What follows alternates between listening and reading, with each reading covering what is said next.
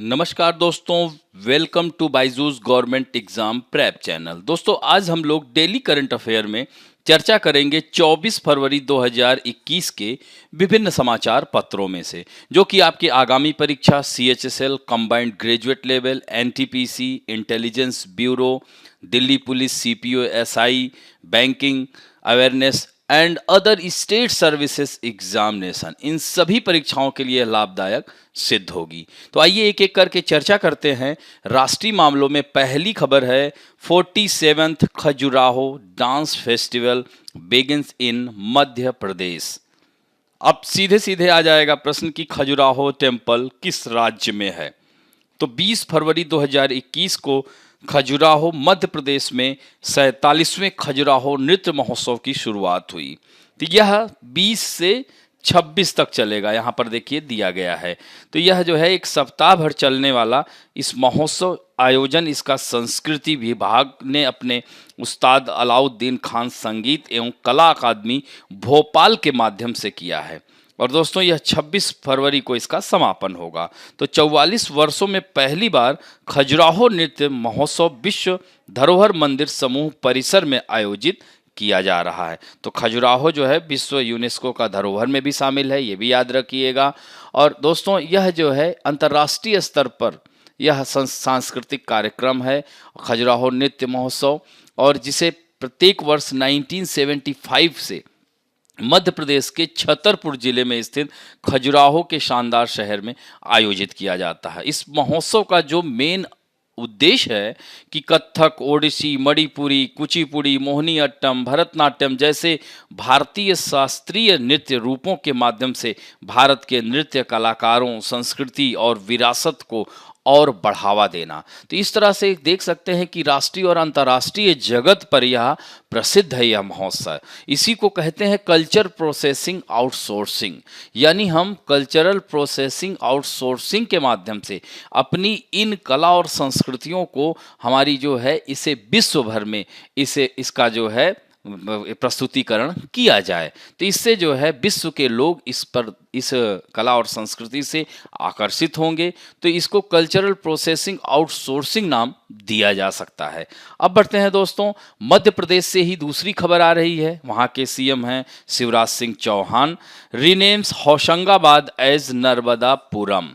तो दोस्तों जैसा कि इसमें नर्मदापुरम, तो नर्मदा नदी जैसा कि आपको पता है कि मध्य प्रदेश की जीवन रेखा इसे कहा जाता है। अमरकंटक से निकलती है नर्मदा नदी, ये तो पता ही होगा। 1312 किलोमीटर लंबी है। इसकी सहायक नदियां हैं तवा है, दुद्धि है, शेर है, शक्कर है, याद रखना, हिरन है। तो ये सब इसकी सहायक नदियां हैं, तवा, दुद्धि, शेर, शक्कर, हिरन। तो ये जो है नर्मदा नदी इस जबलपुर, होशंगाबाद, ये सब इसी नदी के किनारे बसे हुए हैं। भेड़ा घाट, धुआंधार जलप्रपात सुना होगा, वाटरफॉल जबलपुर में ही स्थित है। तो दोस्तों यह होशंगाबाद का नाम अब नर्मदापुरम रखा जाएगा। तो होशंगाबाद में आयोजित नर्मदा जयंती कार्यक्रम के दौरान यह घोषणा की गई है। और होशंगाबाद का नाम पहले एक हमलावर होशंग शाह के नाम पर रखा गया था, जो मालवा का पहला शासक था। तो दोस्तों यही मालवा का पठार भी है। नर्मदा नदी कहाँ बहती है? विंध्याचल पर्वत श्रेणी और सतपुड़ा पर्वत श्रेणी के मध्य। इसी के नीचे आप ताप्ती नदी बहती है, जो सतपुड़ा और अजंता श्रेणी के मध्य। कभी कभी इस तरह से भी प्रश्न पूछ लिया जाता है। तो ये विंध्याचल, यहीं पर मालवा का पठार भी स्थित है। यह एक रोलिंग प्लेन है, उर्मिल पठार है दोस्तों। हालांकि राज्य की जीवन रेखा नर्मदा नदी के नाम पर अब शहर को नर्मदापुरम कहा जाएगा। दोस्तों राज्य सरकार अब होशंगाबाद का नाम नर्मदापुरम के रूप में बदलने के लिए यह क्या करेगी? केंद्र के पास प्रस्ताव भेजती है। और यह नर्मदा नदी के किनारे अपने सुंदर घाटों के लिए होशंगाबाद प्रसिद्ध है। अब बढ़ते हैं, नेक्स्ट है the president will inaugurate the world largest stadium in Motera Ahmedabad today. दोस्तों आज जो है, और आज से मैच भी शुरू हो रहा है। मैच के परिणाम आप लोग देख ही रहे होंगे। भारत काफी अच्छी स्थिति में है। तो अब इस तरह से आप देख सकते हैं कि मोटेरा स्टेडियम का उद्घाटन किसने किया? दे देगा नरेंद्र मोदी, प्रधानमंत्री नरेंद्र मोदी, या राष्ट्रपति जो है। तो इस तरह से प्रश्न बन सकते हैं। तो रामनाथ कोविंद ने जो है आज आज उद्घाटन करेंगे। हालांकि उद्घाटन हो चुका है, यह कल की खबर है, उसमें से लिया गया है।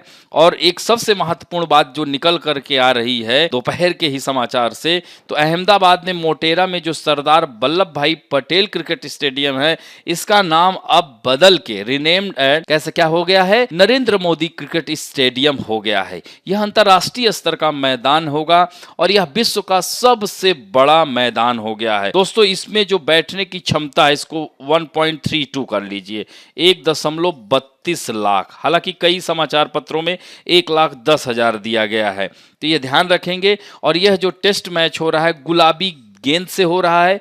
दिन रात के टेस्ट मैच के आयोजन से नया इतिहास बनाने की पूरी तैयारी में है अहमदाबाद का मोटेरा, या नरेंद्र मोदी क्रिकेट स्टेडियम भी कह सकते हैं, या इसे सरदार वल्लभ भाई पटेल क्रिकेट स्टेडियम के नाम से पहले जाना जाता था। तो ऐसे भी प्रश्न बन जाएगा, पहले इसे किस नाम से जाना जाता था, अब इसका नाम क्या हो गया, ये ध्यान रखेंगे। 63 एकड़ में यह बना हुआ है और एट प्रेजेंट टाइम यानी इस वक्त सबसे बड़े स्टेडियम के तौर पर ऑस्ट्रेलिया का मेलबॉर्न को जाना जाता है। मेलबॉर्न कहाँ है? ऑस्ट्रेलिया में है। उसकी जो क्षमता है 90,000 की है, लेकिन अब हमारे देश में 1.32 लाख हो गई है, ये ध्यान रखेंगे, यानी 1.32 लाख। तो यह जो है, अब देखिए यहाँ पर साबरमती नदी, अहमदाबाद साबरमती नदी के किनारे बसा है कि नहीं, ये तो यहाँ पर वो है मोटेरा स्टेडियम, ध्यान रखेंगे दोस्तों। अब बढ़ते हैं नेक्स्ट अंतरराष्ट्रीय मामलों में। NASA name ISS spaceship in honour of pioneering black mathematician Katherine Johnson. तो एक नॉर्थरॉप ग्रुमन निर्मित इग्निस कार्गो जहाज, एक अंतरिक्ष आपूर्ति जहाज 20 फरवरी 2021 को नासा द्वारा वर्जीनिया से अंतरराष्ट्रीय अंतरिक्ष स्टेशन, जिसे ISS कहते हैं,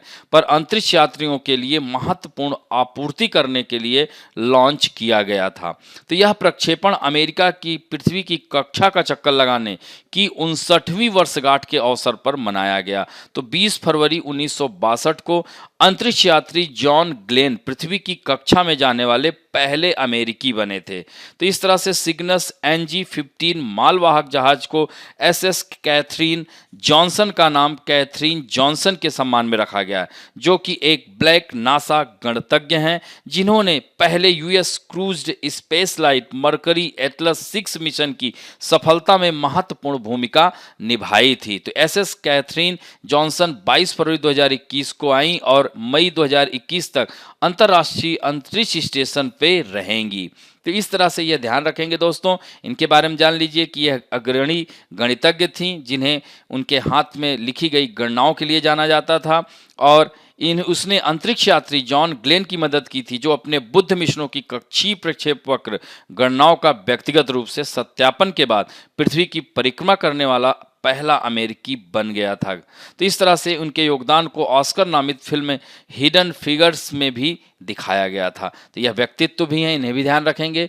अब बढ़ते हैं India Mauritius entered into free trade agreement, यानी मुक्त व्यापार समझौता या मुक्त व्यापार संधि भी कहते हैं दोस्तों। तो भारत और मॉरिशस ने एक मुक्त व्यापार समझौते पर हस्ताक्षर किए, जिसके तहत कृषि, कपड़ा, इलेक्ट्रॉनिक्स समेत 300 से अधिक घरेलू सामानों को मॉरिशस में रियायती सीमा शुल्क पर बाजार में प्रवेश मिलेगा। और दोस्तों, जैसा कि पहले भी मैं कुछ दिन पहले ही चर्चा किया था मॉरिशस के बारे में, इसकी राजधानी पोर्ट लुइस है, और इस तरह से उन दोनों ने कह सकते हैं 22 तारीख को हस्ताक्षर किए। वाणिज्य मंत्रालय के अनुसार वाणिज्य सचिव जो अनूप बधावन हैं और मॉरिशस क्षेत्रीय एकीकरण और अंतर्राष्ट्रीय व्यापार के सचिव राजदूत हेमन डोयल डिलम ने, तो दोनों ने, और इसमें इस समझौते के समय मॉरिशस के प्रधानमंत्री प्रवीण जगन्नाथ और भारत के विदेश मंत्री S जयशंकर की उपस्थिति में हस्ताक्षर किए गए। और यह अफ्रीका के किसी देश के साथ पहला ऐसा समझौता है। और केंद्रीय मंत्रिमंडल ने, याद हो तो उसी दिन हमने बताया था 18 फरवरी को, कि इस संधि पर हस्ताक्षर करने को मंजूरी दी थी। किस संधि पर? Cooperation CECPA। तो इसके तहत 615, ये खबर मैं बता चुका हूं, ध्यान रखिएगा। अब थोड़ा सा जान लीजिए कि फ्री ट्रेड एग्रीमेंट होता क्या है। तो यह दो देशों के बीच व्यापार को सरल और सुगम बनाने के लिए किया जाता है। यानी FTA के तहत दो देशों के बीच आयात और निर्यात के तहत उत्पादों पर सीमा शुल्क, नियामक कानून, सब्सिडी, कोटा आदि नियमों को सरल बनाया जाता है। Free trade agreement, the advantage of FTA is that the cost of production of the two countries between which these treaty is done becomes cheaper than the rest of countries. यानी इससे यह लाभ होता है कि जिन दो देशों के बीच संधि होती है उनकी उत्पादन लागत बाकी देशों के मुकाबले सस्ती हो जाती है। एफटीए के लाभ को देखते हुए दुनिया के बहुत से देश आपस में मुक्त व्यापार संधि कर रहे हैं। तो इस तरह से यह सब बातें, और इससे क्या होगा, अर्थव्यवस्था में भी सुधार आता है। तो यह, हालांकि इसके कुछ नकारात्मक रिजल्ट भी आए हैं जिसकी वजह से लोग फ्री जो ट्रेड एग्रीमेंट से अब बच रहे हैं दो देश। तो यह महत्वपूर्ण है। अब बढ़ते हैं राष्ट्रीय अंतर्राष्ट्रीय व्यक्तित्व में। एक्सपोर्टर्स बॉडी FIEO मतलब federation of Indian export organisation has elected A Sakthivel as its new president. तो शक्ति वेल को अपना नया अध्यक्ष चुना है। किसने? Federation of Indian export Organisation. दोस्तों, यह इन्होंने SK सर्राफ की जगह ली है जो कि मुंबई के एक व्यवसायी हैं। शक्ति वेल उस समय FIEO का प्रभार ले रहे हैं जब देश का निर्यात धीरे धीरे कोविड-19 के प्रभावों से पुनर्जीवित हो रहा है। दोस्तों, दूसरी जो महत्वपूर्ण व्यक्तित्व है, farmer try chairman Rahul Khullar passes away. इनका निधन हो गया है। दोस्तों, ट्राई का मतलब क्या होता है? Telecom regulatory authority of India है पास्ड अवे, यानी राहुल खुल्लर का निधन हो गया है। वह 1975 बैच के भारतीय प्रशासनिक सेवा के अधिकारी थे जिन्हें मई 2012 में ट्राई प्रमुख के रूप में नियुक्त किया गया था। उन्हें 3 साल तक ट्राई में सेवा की थी और ट्राई प्रमुख रूप से नियुक्त होने से पहले वह वाणिज्य और व्यापार मंत्रालय के एक सचिव भी थे। इन्हें भी ध्यान रखेंगे। अब बढ़ते हैं बैंकिंग और वित्त संबंधी समाचारों में। इंडिया एंड वर्ल्ड बैंक यानी भारत सरकार और विश्व bank inks $68 million project to improve quality of India's education in Nagaland. तो दोस्तों, भारत सरकार, नागालैंड और विश्व बैंक ने हस्ताक्षर किए हैं नागालैंड में classroom teaching and resources project को बढ़ाने के लिए, और यह जो हस्ताक्षर हुआ है $68 मिलियन का है।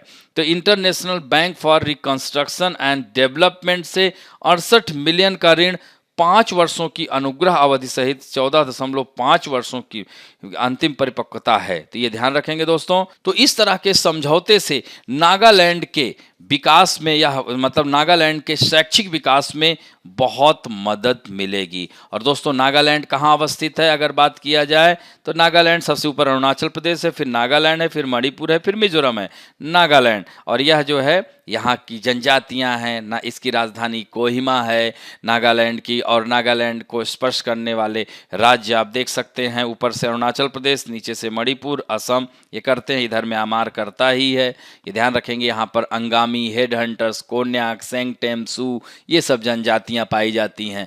अब बढ़ते हैं दोस्तों पुस्तकें और पुरस्कारों में। वृंदा सिंह बुक मर्की गर्ल, याद रखना, मर्की गर्ल जो है वृंदा सिंह की पुस्तक है। यह काफ़ी रोचक कहानी है जो पाठकों को बांध के रखती है, जहां लेखक ने समाज में उन महिलाओं के लिए एक मजबूत संदेश को चित्रित करने की कोशिश की है जिन्हें त्याग दिया गया, कठिनाइयों का सामना करना पड़ा। यह कहानी रहस्यमयी अवंत की यात्रा के बारे में है, जिसे जन्म के ठीक 1 महीने बाद माता पिता ने छोड़ दिया था, कूड़े के डब्बे में डाल दिया था, और वह संघर्ष करके कहां पहुंची। तो इस तरह से पेपर विफ प्रकाशन के द्वारा इसको जो है प्रिंट किया गया है, याद रखेंगे इसे। अब बढ़ते हैं खेल समाचारों में। Karnataka to host second Khelo India university game 2021। तो खेलो इंडिया यूनिवर्सिटी गेम 2021 का यह दूसरा संस्करण है, याद रखना, सेकेंड एडिशन है, कर्नाटक में आयोजित होने वाला है। और यह घोषणा 22 फरवरी 2021 को कर्नाटक के मुख्यमंत्री कौन है? BS येदियुरप्पा हैं। और केंद्रीय युवा मामले और खेल मंत्री कौन है? किरण रिजिजू हैं। ये कहाँ से सांसद हैं? अरुणाचल प्रदेश से। तो इस तरह से KIUG 2021 को एसोसिएशन ऑफ इंडियन यूनिवर्सिटीज के साथ साझेदारी में deemed to be university Bengaluru द्वारा होस्ट किया जाएगा, यह ध्यान रखेंगे दोस्तों। और खेल विश्वविद्यालय के खेल मानदंडों के अनुसार अंडर 25 आयु वर्ग में आयोजित किए जाएंगे। 2021 में विश्वविद्यालय खेलों में योगासन और मलखम्ब को भी देश के सदियों पुराने खेल विधाओं को संरक्षित करने और बढ़ावा देने के प्रयास के साथ जोड़ा गया। KIUG भारत का सबसे बड़ा विश्वविद्यालय खेल है और इसका उद्देश्य खेल प्रतिभाओं का दोहन करना है जो ओलंपिक सहित अंतर्राष्ट्रीय कार्यक्रमों में भारत का प्रतिनिधित्व कर सकते हैं। तो इस तरह से पहला संस्करण भुवनेश्वर में फरवरी 2020 में आयोजित किया गया था। सभी राज्यों के 158 विश्वविद्यालयों और कॉलेजों में अंडर 25 आयु वर्ग में 3182 एथलीटों की कुल भागीदारी देखी गई थी। दोस्तों अब महत्वपूर्ण दिवस की बात करते हैं तो आज सेंट्रल एक्साइज डे है, 24 फरवरी को मनाया जाता है। और दोस्तों 24 फरवरी 1944 को केंद्रीय उत्पाद शुल्क और नमक कानून लागू किए जाने के उपलक्ष्य में हर साल इसे मनाया जाता है और इसका संचालन केंद्रीय वित्त मंत्रालय के अंतर्गत केंद्रीय उत्पाद और सीमा शुल्क विभाग की ओर से किया जाता है। और इसका मुख्य उद्देश्य है कि आम लोगों में उत्पाद शुल्क और सेवा शुल्क की अहमियत को समझना। अब बढ़ते हैं दोस्तों, let us talk about some important fact में। जैसा कि हम लोग चर्चा कर चुके हैं किसकी, अभी तक नॉर्थ ईस्ट के सभी स्टेट की चर्चा कर चुके हैं। अब जो बचा है वह त्रिपुरा है। तो त्रिपुरा की राजधानी अगरतला है। 1972 में यह एक पूर्ण राज्य का दर्जा मिला। 19वीं सदी में महाराजा वीरचंद्र किशोर माणिक्य बहादुर के शासनकाल में त्रिपुरा के नए युग का सूत्रपात हुआ था और उनके उत्तराधिकारियों ने 15 अक्टूबर 1949 तक त्रिपुरा पर शासन किया था। प्रारंभ में इसे सी जैसे उसमें ए बी सी ग्रेड में राज्यों को बांटा गया था ना, तो सी ग्रेड के अंतर्गत आने वाला राज्य था। और वर्ष 1956 में जब ग्रेडिंग सिस्टम समाप्त कर दिया गया था ना, स्टेट रीऑर्गेनाइजेशन कमीशन का गठन किया गया था 1953 में, तो और उसके बाद उसने रिपोर्ट अपनी 55 में दी। तो 56 में स्टेट यानी राज्य पुनर्गठन आयोग के तहत क्या किया गया और 7वां संविधान संशोधन कब हुआ था, 1956 में ही, जिसमें 14 राज्य और 6 केंद्र शासित राज्यों में इन ग्रेडिंग सिस्टम को बदल दिया गया था। तो इस तरह वह केंद्र शासित प्रदेश बना था 56 में और फिर इसे पूर्ण राज्य का दर्जा 1972 में दिया गया था 21 जनवरी। यहाँ पर एक पॉइंट ध्यान रखिएगा, 10,491.69, हाँ इसे ध्यान रखना, 10,491.6 या इस तरह से भी कह सकते हैं 10,492 स्क्वायर किलोमीटर में यह फैला हुआ है। यह पॉइंट यहाँ लगा लीजिएगा, ठीक है, स्क्वायर किलोमीटर में यह फैला हुआ है। इसका लिंगानुपात 961 है 2011 के आंकड़ों के आधार पर। और यहाँ की भाषा जो है बंगाली और काक बोराक है, ध्यान रखेंगे। राजधानी अगरतला है और यहाँ की जो जनसंख्या है 36,71,032 है। साक्षरता दर 87.75 है, ये ध्यान रखेंगे। और यहाँ का राज्यपाल रमेश बैस हैं, मुख्यमंत्री विप्लव कुमार देव हैं, राजकीय वृक्ष अगर है। जनसंख्या घनत्व 350 है, जिलों की संख्या 8 है। यहाँ पर थोड़ा सा मानचित्र में आइए देख लेते हैं। यहाँ देख रहे हैं नॉर्थ त्रिपुरा, यहाँ पर देख रहे हैं उनकोटी, वेस्ट त्रिपुरा। तो 1 2 3 4 5 6 7 8 जिले हैं। और इसकी सबसे महत्वपूर्ण बात है, देख सकते हैं कि यहाँ मिजोरम को स्पर्श कर रहा है, आसाम को स्पर्श कर रहा है, बांग्लादेश को स्पर्श कर रहा है, इधर भी बांग्लादेश को स्पर्श कर रहा है, इधर ही बांग्लादेश को। इसीलिए देखिए इसका नाम ही है त्रिपुरा, यानी surrounded by 3 sides of Bangladesh. यही कारण है कि बांग्लादेश और त्रिपुरा के बीच की सीमा को शून्य रेखा की उपमा दी गई है। ध्यान रखिएगा, शून्य रेखा यानी zero line title between Tripura and Bangladesh. याद रखेंगे दोस्तों, बांग्लादेश। तो यह जो है इसे ध्यान रखेंगे, तो इन दोनों के बीच की सीमा को शून्य रेखा कहा जाता है। और इसके साथ साथ अगर यहाँ पर बात किया जाए त्रिपुरा राज्य जिसकी सीमा असम बांग्लादेश से बताया ही, यानी उत्तर दक्षिण पश्चिम, उत्तर हो गया, दक्षिण हो गया, पश्चिम हो गया, बांग्लादेश से घिरा हुआ है। और इसकी कुल 84% सीमा यानी 856 किलोमीटर जो है लंबाई या किलोमीटर अंतर्राष्ट्रीय सीमा के रूप में है। और दोस्तों असम के साथ मात्र 53 किलोमीटर यह सीमा बनाता है और मिजोरम के साथ 109 किलोमीटर है। तो इस तरह से यह राष्ट्रीय राजमार्ग 44 के माध्यम से पूरे देश से जुड़ा हुआ है और यह राजमार्ग असम के करीमगंज जिले के पहाड़ियों के बीच से होता हुआ गया है। तो इस तरह से आप देख सकते हैं कि 1949 में त्रिपुरा का विलय भारतीय संघ में हुआ, जैसा कि मैं आपको पहले ही बता दिया। और यहाँ पर त्रिपुरा की जनसंख्या 30 लाख से अधिक है आबादी। यहाँ पर ढेर सारी जनजातियाँ, यात्रा पर्यटन के लिए भी यह महत्वपूर्ण माना जाता है दोस्तों।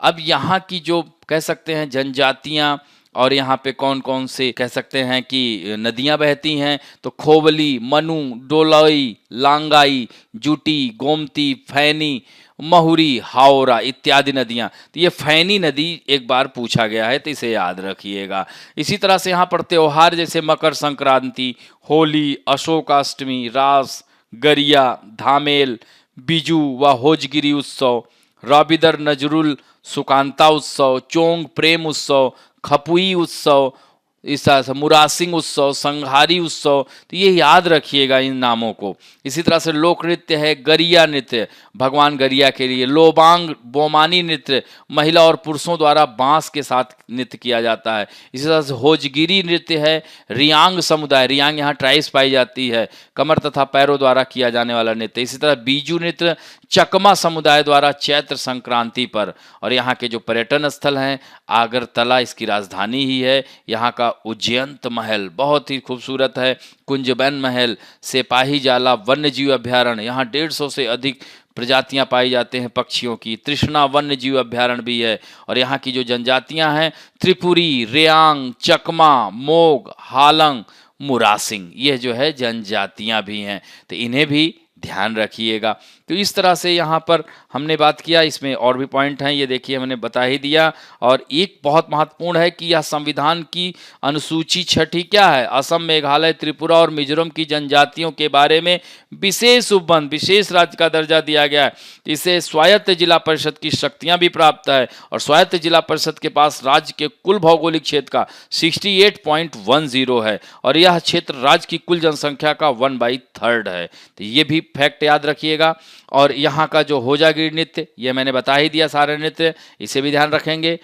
अब बढ़ते हैं आप लोगों के सेक्शन में, जो कि आज आप लोगों ने काफी अच्छा उत्तर दिया है। आज उत्तर देने वालों में मनु शर्मा, संदीप यादव, शिवाजी गारे, रितेश पांडे, सीमा गोगिया, सूरज उपाध्याय, राजेश कुमार, संस्कृति कुमारी, रॉक माइकल, नीतीश शुक्ला, हितेश स्वामी, अजय सिंह जी, सिया प्रशांत कुमार, वंदना सेंधव, मुस्कान हारून शेख, अशोक पांडे, पी खरे, सौरभ चौधरी, संजय नेगी, संग्राम बेहरा, इतने लोगों ने कमेंट और उत्तर दोनों दिए हैं। आशा करता हूं कि आज और ज्यादा लोग उत्तर देंगे। तो आज पहला प्रश्न है आप लोगों के सामने, खजुराहो नृत्य महोत्सव किस राज्य में मनाया जाता है? महाराष्ट्र, गुजरात, मध्य प्रदेश, बिहार।